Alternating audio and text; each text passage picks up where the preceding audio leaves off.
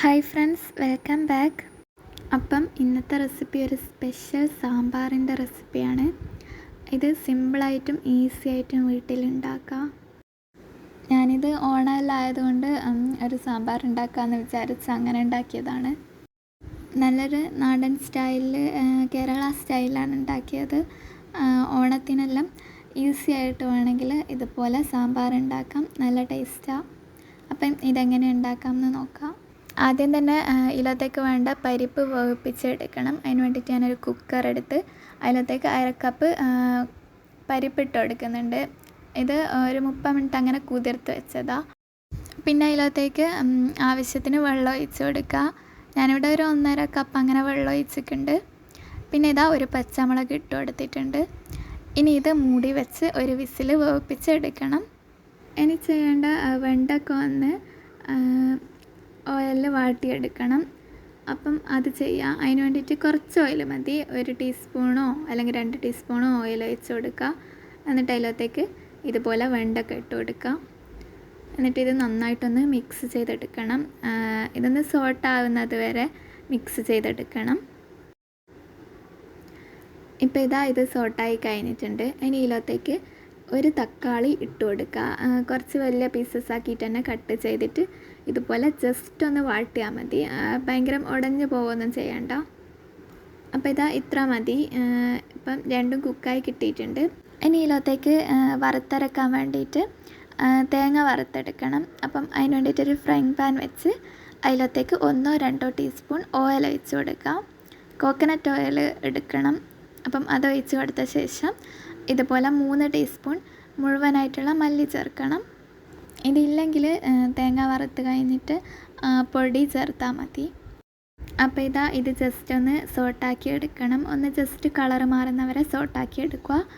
എന്നിട്ട് ഇതുപോലെ വറ്റൽമുളക് 4-5 ഇട്ട് കൊടുക്കുക.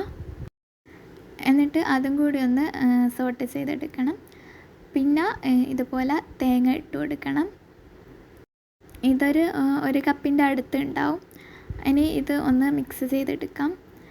പിന്നെ ഇതിലത്തേക്ക് വേണ്ടത് കുറച്ച് വെളുത്തുള്ളിയാണ്. വെളുത്തുള്ളി കുറച്ച് കൂടുതൽ ചേർക്കാം, നല്ല ടേസ്റ്റ് ഉണ്ടാവും. പിന്നെ ഒരു 8-9 ചെറിയ ഉള്ളി ചേർത്താൽ നല്ലതാണ്. ഞാനിപ്പം ഒരു ചെറിയ സവാളയാണ് കട്ട് ചെയ്തെടുത്തത്. ഇനി എല്ലാം കൂടിയിട്ട് ഒന്ന് മിക്സ് ചെയ്തെടുക്കണം. ഇതുപോലെ കളറ് മാറി ഇതൊന്ന് ബ്രൗൺ കളറായിട്ട് വരണം. ചെറിയ ജീരകം ചേർക്കാൻ മറന്നുപോയി. അപ്പം അതും കൂടി 1 ടീസ്പൂണ് ചേർക്കാം. പിന്നെ നിങ്ങൾക്ക് വേണമെങ്കിൽ ഈ ടൈമിൽ കുറച്ച് കറിവേപ്പില ചേർക്കാം. എൻ്റെ അത് വിട്ടുപോയതാണ്. ഇത് വറുക്കുമ്പം ഇളക്കിക്കൊണ്ട് നിൽക്കണം, ഇല്ലെങ്കിൽ കരിഞ്ഞു പോകാൻ ചാൻസ് ഉണ്ട്. അപ്പം അതൊന്ന് ശ്രദ്ധിക്കണം.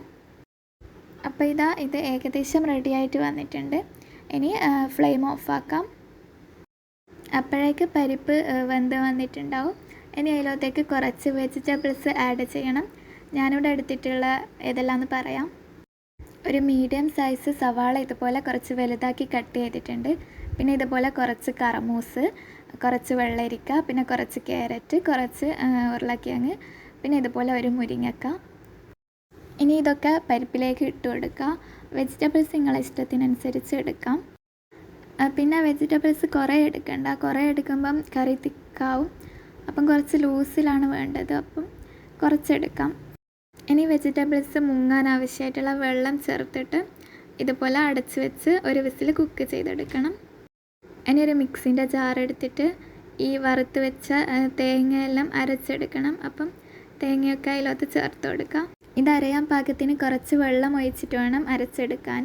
കുറച്ച് ഒഴിക്കാൻ പാടുള്ളൂ. അപ്പോൾ ഞാൻ ഇതുപോലെ അരച്ചെടുത്തിട്ടുണ്ട്. ഇതുപോലെ വേണം കിട്ടാൻ. ഈ ഒരു കൺസിസ്റ്റൻസിയിൽ അരച്ചെടുക്കാൻ. വെള്ളം കൂടി പോകാൻ പാടില്ല. ഇനി ഇതിലത്തേക്ക് വേണ്ട പുളി പിഴിഞ്ഞെടുക്കണം. അപ്പം ഈ ഒരു സൈസിൽ പുളി എടുത്തിട്ടുണ്ട്. ഇനി അതിലത്തേക്ക് കുറച്ച് വെള്ളം ഒഴിച്ച് കൊടുക്കുക. എന്നിട്ട് ഇത് നല്ലപോലെ പിഴിഞ്ഞെടുക്കണം. പിഴിഞ്ഞെടുത്ത ശേഷം ഇതുപോലെ ഇതൊന്ന് മാറ്റി കൊടുക്കുക. ഈ പുളിക്ക് കുറച്ച് കളറ് കുറവാണ്, അതുകൊണ്ട് കളർ ഇങ്ങനെ. അപ്പോഴേക്ക് വെജിറ്റബിൾസ് കുക്കായി കിട്ടിയിട്ടുണ്ടാവും. ഒരു വിസിൽ മാത്രം അടിച്ചാൽ മതി. കൂടുതൽ വിസിലടിച്ചാൽ പച്ചക്കറിയെല്ലാം നല്ലൊരിക്ക് വെന്ത് പോവും. ഇനി ഇത് ഫ്ലെയിമിൽ വെക്കണം. ഞാൻ കുറച്ച് പൊടികളും പിന്നെ നേരത്തെ ആക്കി വെച്ച വെണ്ടയും തക്കാളിയും ആഡ് ചെയ്തിട്ടുണ്ടായിരുന്നു. ഞാൻ പൗഡേഴ്സിൻ്റെ കറക്റ്റ് അളവ് ഇവിടെ സൈഡിൽ കൊടുക്കാം. 1.5 ടീസ്പൂൺ മുളക് പൊടി, 3 ടീസ്പൂൺ മല്ലിപ്പൊടി, 1/2 ടീസ്പൂൺ കുരുമുളക് പൊടി, 1/4 ടീസ്പൂൺ മഞ്ഞൾപ്പൊടി, പിന്നെ 2 ടീസ്പൂൺ സാമ്പാർ പൊടി. ഇനി ഇതുപോലെ നേരത്തെ ആക്കി വെച്ച പുളിവെള്ളം ചേർത്ത് കൊടുക്കാം. പിന്നെ ഇതുപോലെ ചെറിയ പീസ് ശർക്കര ചേർത്ത് കൊടുക്കണം. ഇനി ഇത് നല്ലപോലെ മിക്സാക്കി കഴിഞ്ഞാൽ ഇതിലേക്ക് നേരത്തെ അരച്ച് വെച്ച അരപ്പ് ചേർത്ത് കൊടുക്കണം. അത് ഫുള്ളായിട്ട് ചേർത്ത് കൊടുക്കാം. പിന്നെ അതിലേക്ക് കുറച്ച് വെള്ളം ഒഴിച്ച് കൊടുത്തിട്ട് അതും കൂടി ചേർത്ത് കൊടുക്കണം. ഇനി ഇത് നല്ലപോലെ മിക്സ് ചെയ്തെടുക്കണം. അപ്പോഴേക്കും സാമ്പാർ നന്നായിട്ട് തിളച്ചിട്ട് വരും. ഈ ടൈമിൽ ഉപ്പ് നോക്കിയിട്ട് ആവശ്യത്തിന് ഉപ്പ് ചേർത്ത് കൊടുക്കാം. ഇത്രയേ ഉള്ളൂ, സിമ്പിൾ സാമ്പാറാണ്.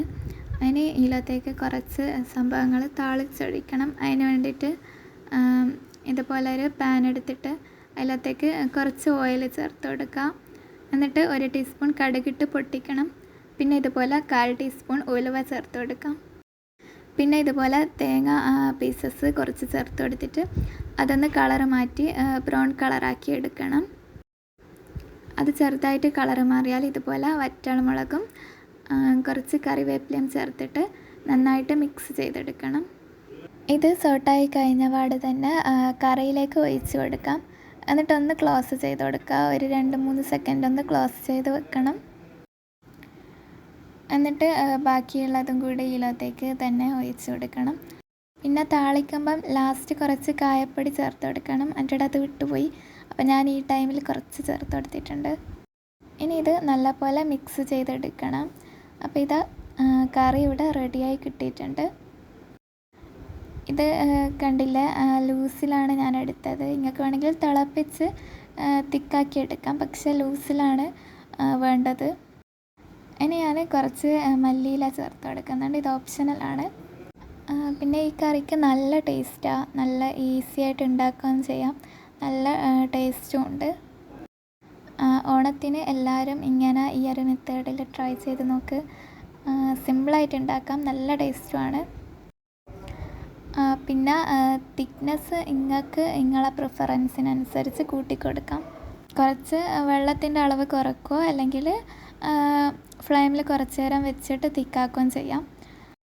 പിന്നെ ഇത് സാമ്പാർ കുറച്ച് സമയം വെക്കുമ്പോൾ കുറച്ചും കൂടി തിക്കാവും. അപ്പം അതനുസരിച്ചിട്ട് വേണം തിക്കാക്കി എടുക്കാൻ.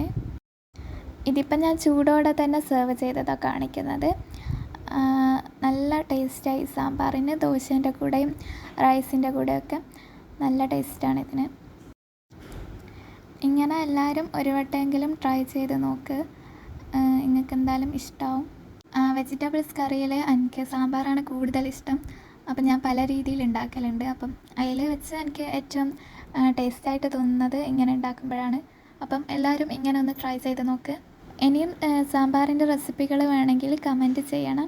പിന്നെ ശർക്കര ചേർക്കുന്നത് എന്തായാലും സ്കിപ്പ് ചെയ്യാൻ പാടില്ല. അത് ചേർക്കുമ്പം കറിക്ക് നല്ല ടേസ്റ്റും എല്ലാം ഒന്ന് ബാലൻസായി കിട്ടുകയും ചെയ്യും. അപ്പം വീഡിയോ ഇഷ്ടമായാൽ ലൈക്ക് ചെയ്യുക, ഷെയർ ചെയ്യുക. ഇനിയും ഇതുപോലത്തെ വീഡിയോസിന് വേണ്ടിയിട്ട് ചാനലൊന്ന് സബ്സ്ക്രൈബ് ചെയ്യുക. അപ്പോൾ ഇൻഷാ അല്ലാഹ് നെക്സ്റ്റ് വീഡിയോ കാണാം. ബൈ.